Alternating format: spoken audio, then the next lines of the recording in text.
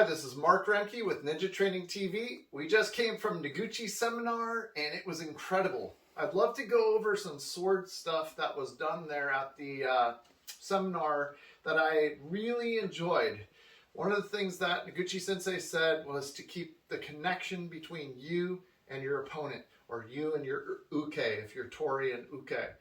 And they went over blocking techniques and connection techniques. So here's a very simple drill that was taught, and I really liked this one. This was amazing. So I'll show you guys this particular one. You're going to see it in an altered variation because the room that we're in right now has a very short ceiling. But normally the person is going to be in Dai Shihan and do a cut coming through all the way to the head. We're going to try to stay low in here so that you guys can get the concept. So I'll start in like a Katana no Kamae, and as this cut comes in, a lot of times people like to block a sword off and go to the side. This leaves me pretty vulnerable here because he can come back through with the cut very easily and I will be done.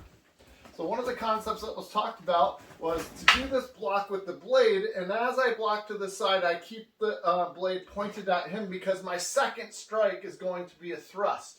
Not just with my hands, but with my body. So I'm in Katana no Kamae.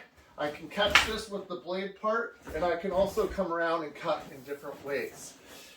That was one of the concepts that was shown. There were so many, but this next one was a mind blower. Catching with the cutting edge of the blade, because the cutting edge of the blade is the hardest part of the sword. Woo! Okay, that's going to cause some rifts throughout the martial arts world. We'll see how that one works for you. But as the person is about to cut, I rise in here and meet it with my suba on my sword. So now he's jammed, and he's like, okay, I've got to maybe step back to get this. But as he does, I stay connected to him, and I come around, and I do another cut.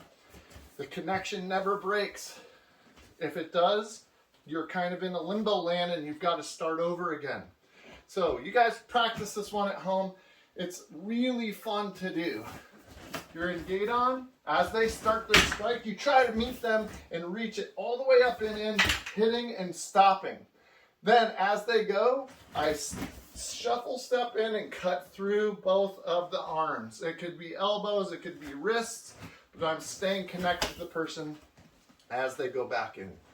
So I wanted to share one of these simple sword techniques with you that aren't that simple. You have to keep your timing. They had some people in the room just going around and checking people out and correcting people, and it takes a while to keep that timing with that other person. But I really enjoyed that concept of the block and then a stab afterwards. If I'm cutting, I don't cut past into nowhere land. I cut and then I'm back on my center line so that I can come back in again. It was really neat to see those concepts taught. So if you like these and you want to check out more sword basics, go to ninjatrainingtv.com. We have a sword series there that teaches you stances and holds, and even has some waza that you can go through, and that will get you started in the study of the sword. I hope you guys enjoyed this. I know I did. It's been really fun to come back and just to be thinking about watching the new Grandmaster of Kotoru move. And as always, I hope you have fun and keep training.